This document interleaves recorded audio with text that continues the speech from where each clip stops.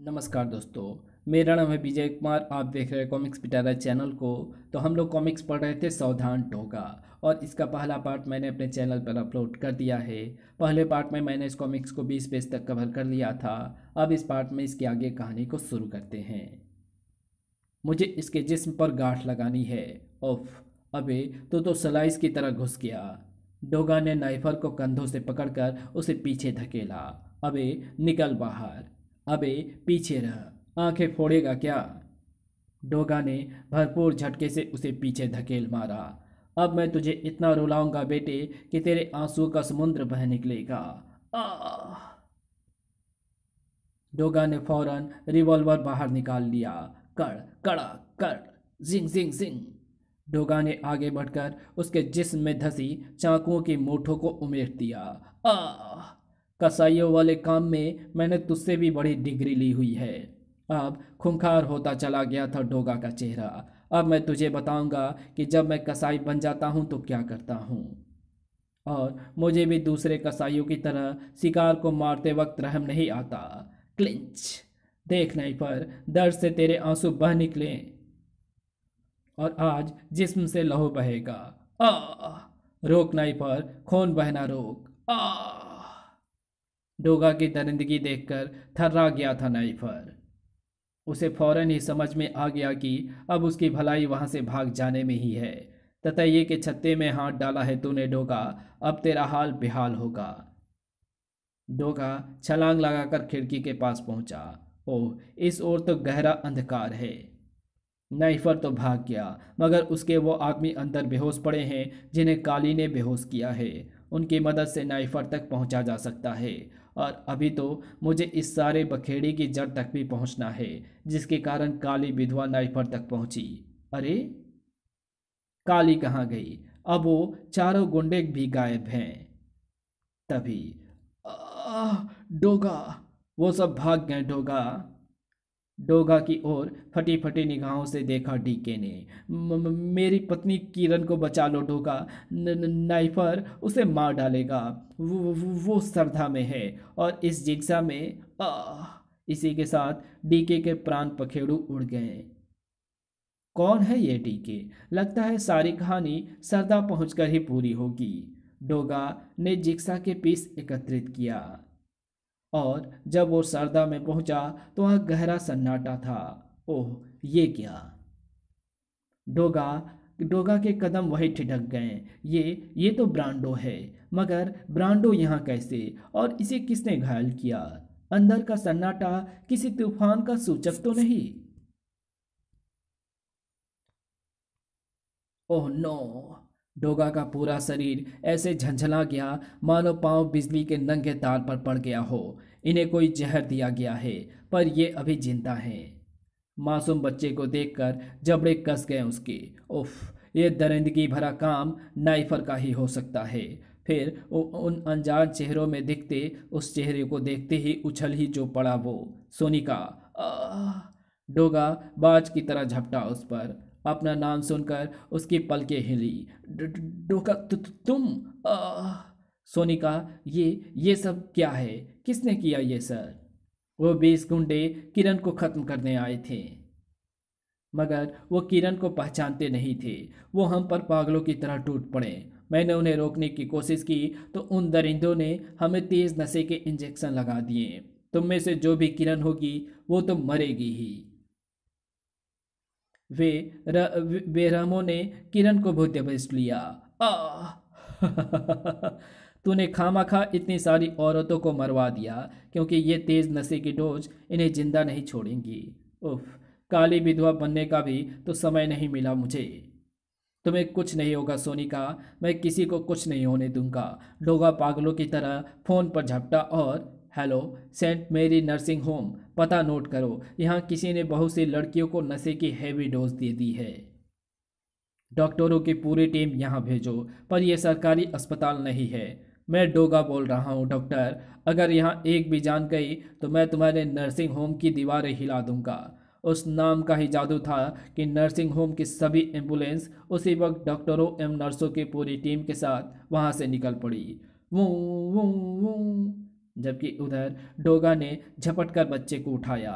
इसे तो फौरन इलाज की जरूरत है, इसे तो मैं बचा कर रहूंगा, फिर जल्द ही। अरे डोगा, क्या हुआ?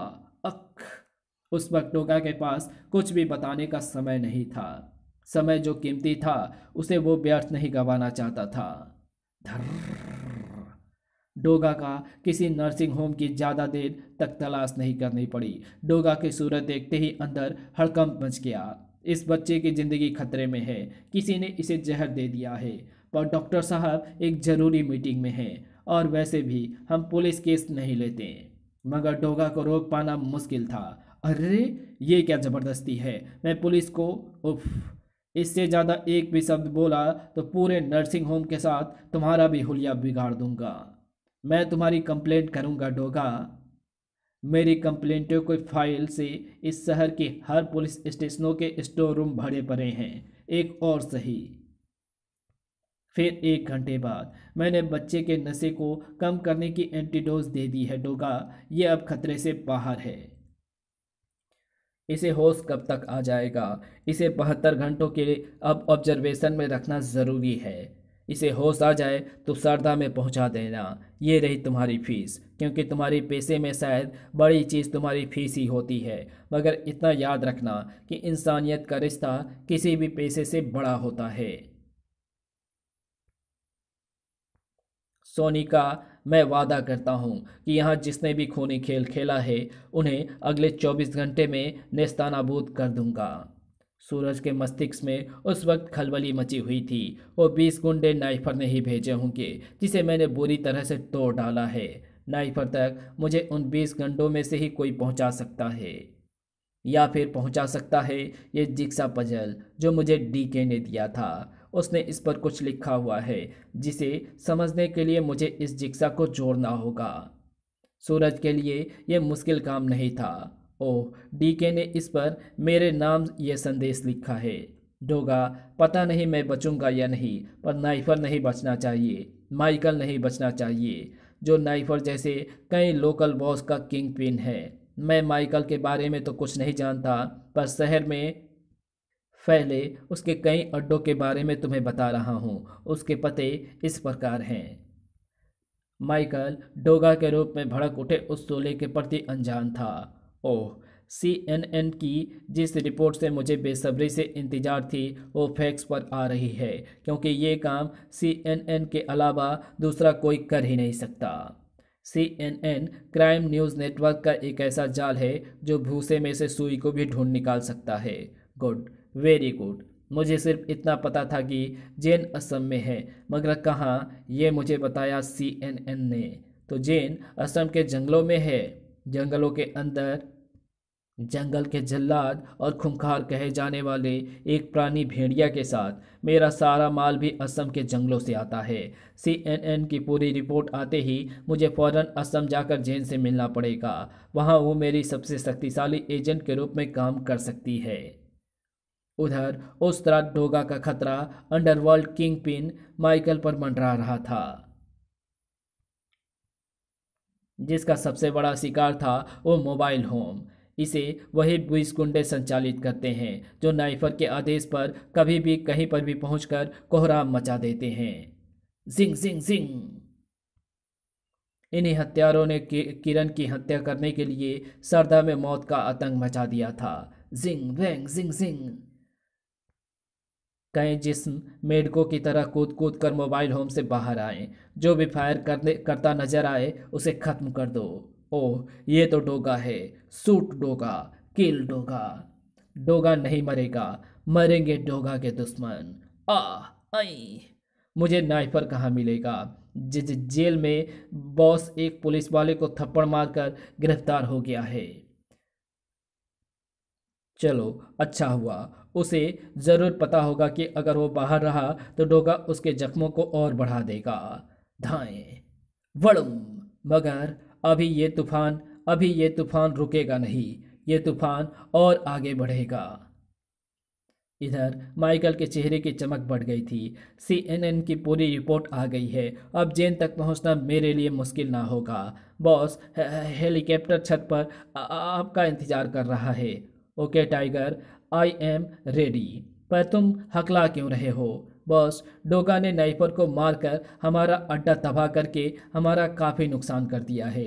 हमारे बहुत से आदमी मारे गए हैं, पर वो किसी भी वक्त यहाँ पर भी आ सकता है। क्या? जबड़े कस गए थे माइकल के। डोगा को मैं वापस आकर बहुत बुरी मौत मारूंगा। फिलहाल ऊपर छत पर जिम्मी हेलीकॉप्टर में मेरा इंतजार कर रहा है। वापस आकर क्यों माइकल? अभी क्यों नहीं? बर्र। Boss, jump. बंद होता चला गया लिफ्ट का दरवाजा, जिसके परखच्चे उड़ाता चला गया डोगा। दोनों दरवाजे को धकेलकर डोगा ने ऊपर देखा। लिफ्ट ऊपर जा रही है, पर लिफ्ट में मौजूद लोगों को अब मैं बहुत ऊपर भेज दूंगा। लिफ्ट के फर्श पर हुए गोलियों के छिद्रों से टपकते उस खून की परवाह ना थी डोगा को। वो दूसरी लिफ्ट से ऊपर पहुंचा, मगर ओह, मेरी गोलियों ने एक को ही खत्म किया है। इसका मतलब माइकल बच निकला। वो जरूर छत पर गया होगा। चिड़िया उड़ गई, पर चिड़िया उड़कर कहाँ गई है? इसका जवाब मुझे इनमें से कोई एक वो देगा जो जिंदा बचेगा। भर्र। मेरे प्रश्न के जवाब के अलावा कोई और शब्द मुंह से निकला तो जिस्म को आत्मा से खाली कर दूंगा। डोगा, बोल, तुम्हारा बाप माइकल कहाँ गया है? असम।